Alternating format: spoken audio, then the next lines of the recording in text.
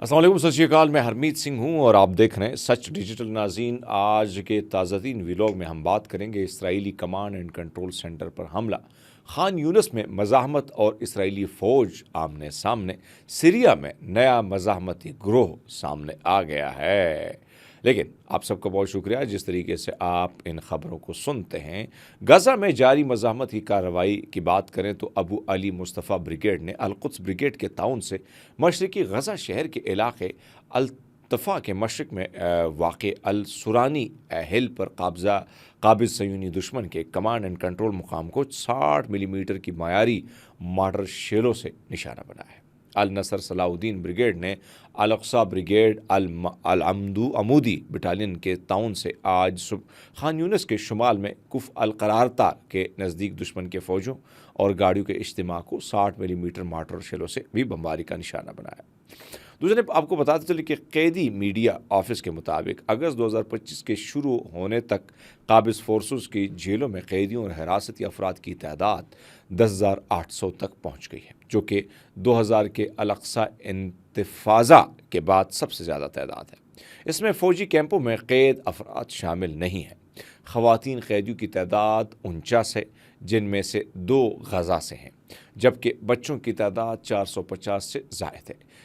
इंतज़ामी हिरासत में कैद अफराद की तादाद 3,613 है, जो तमाम ज़ुमरों में सबसे ज़्यादा है, जबकि गैर कानूनी जंगजुओं के तौर पर शुमार होने वाले कैदियों की तादाद 2,378 है। ये तादाद सिर्फ गज़ा के कैदियों तक महदूद नहीं, बल्कि लुबनान और शाम में कैद शुदगान को भी शामिल करती है। अक़वाम मुत्तहिदा की बात करें तो अक़वाम मुत्तहिदा की सलामती कौंसिल इसराइल के गाज़ा सिटी पर कब्ज़े के मंसूबे पर इमरजेंसी इजलास बुलाएगी। न्यूयॉर्क में सुबह 10 बजे होने वाले इस इजलास का मकसद इस मामले पर गौर फिक्र करना है, जिसे अक़वाम मुत्तहिदा के सेक्रेटरी जनरल अंतोनियो गुतेरेस ने ख़तरनाक तसादम करार दिया है। ये इजलास बरतानिया, फ्रांस, डेनमार्क, यूनान और स्लोवेनिया की दरख्वास्त पर ये बुलाया गया है।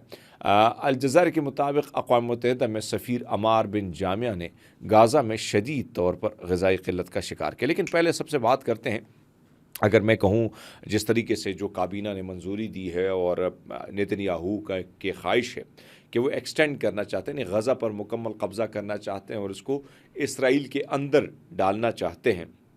अब एक और मसला है, काबीना भी इसकी मंजूरी दे चुका है। अमेरिका, ज़ाहिर बात है अमेरिका इसकी मंजूरी देता है तो उसका वो जो नाजायज़ बेटा है नेतन्याहू, वो तो मानने को तैयार होता है, वो तो कहता है ठीक है, जब वहाँ से ऑर्डर आता है। अब इस सिलसिले में अगर आप देखें, फ्रांस देख लें, हम जर्मनी, वो भी इस मैदान में आ गया है। फिर इसी तरह कनाडा, बरतानिया, दीगर ममालिक भी मुतालबा कर रहे हैं कि ये नहीं होना चाहिए। ये इंतहाई ख़तरनाक होगा, शदीद ख़तरनाक होगा और इससे नफसियाती मसाइल और इसराइल के लिए मसाइल बढ़ेंगे कि 20 लाख लोगों की आबादी पर मुश्तमिल एक जगह आप किस तरह कब्ज़ा कर रहे हैं। दूसरे ने ये कहा जा रहा है कि जो नया आर्मी चीफ़ है इसराइल के, जो अभी मेरे ख्याल में फरवरी में तैनात हुआ है, उसको भी शदीद तशवीश का सामना है। वो कहते हैं कि एक तरफ तो मेरी फ़ौज में बड़े मसाइल हैं, नफसियाती तौर पर वो थकी हुई है, जंग की तवील जंग की वजह से अब उनको काफ़ी मुश्किलात का सामना है। लेकिन आगे बढ़ते हैं। अल जज़ीरा की अक़वाम मुत्तहिदा में सफ़ीर अमार बिन जामिया ने गज़ा में शदीद तौर पर ग़िज़ाई क़िल्लत का शिकार बच्चों की तस्वीर अक़वाम मुत्तहिदा में इसराइली वज़ीर ख़ारजा गदून सायर की तरफ से उठा कर दिखाई, जो कि गज़ा की नस्ल कुशी का शिकार है। यानी आप अंदाज़ा लगा सकते हैं कि उधर क्या सिचुएशन है।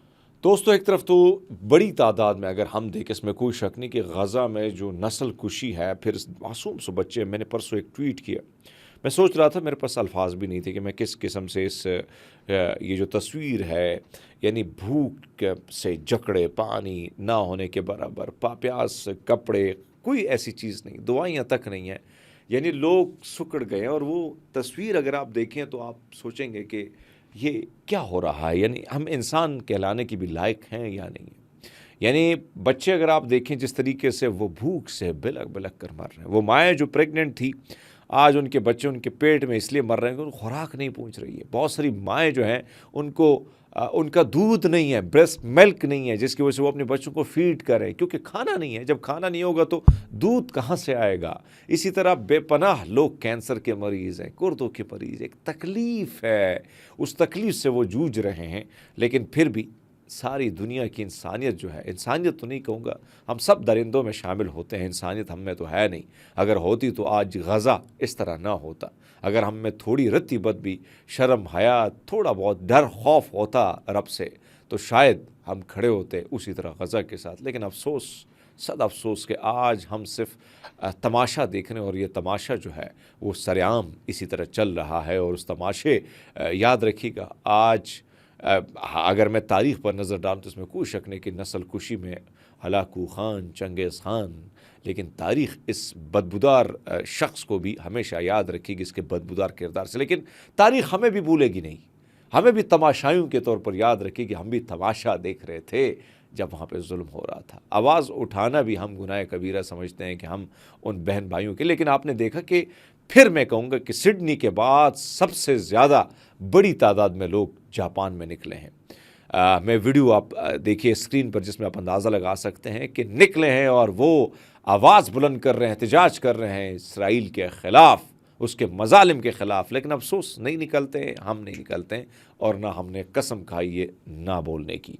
बहरहाल बात करते हैं कि गुज़श्ता चंद सालों में ख़ास तौर पर दाइश के कमज़ोर होने के बाद उलबास ग्रोह ने ख़ुद को मंजर आम पर लाया है। दूसरे ने बताते चले आपको कि गज़ा में हुकूमती मीडिया ऑफिस के जानिब से जारी करदा रिपोर्ट में जो सामने है उसमें कहा कि 27 जुलाई 2025 से 8 अगस्त 2025 तक 13 दिनों के दौरान गज़ा पट्टी में दाखिल होने वाले इमदादी ट्रकों की तादाद तकरीबन 1115 रही, जबकि दरकार ट्रकों की तादाद 7800 थी, जो महज 14% हाजत के बराबर है। तफसीलात के मुताबिक 27 जुलाई को 28 यानी 2873 जुलाई को, यानी ये कहा जा रहा है कि 29 जुलाई को तकरीबन इसी तरह कुछ आदाद शुमार। लेकिन अगर आप देखें जो चीज़ें अंदर जा रही हैं वो उस तरह नहीं है जिस तरीके से हम कहें कि उनकी ज़रूरत को पूरा कर सकती है। बहरहाल अपना ख्याल रखिएगा, बहुत शुक्रिया।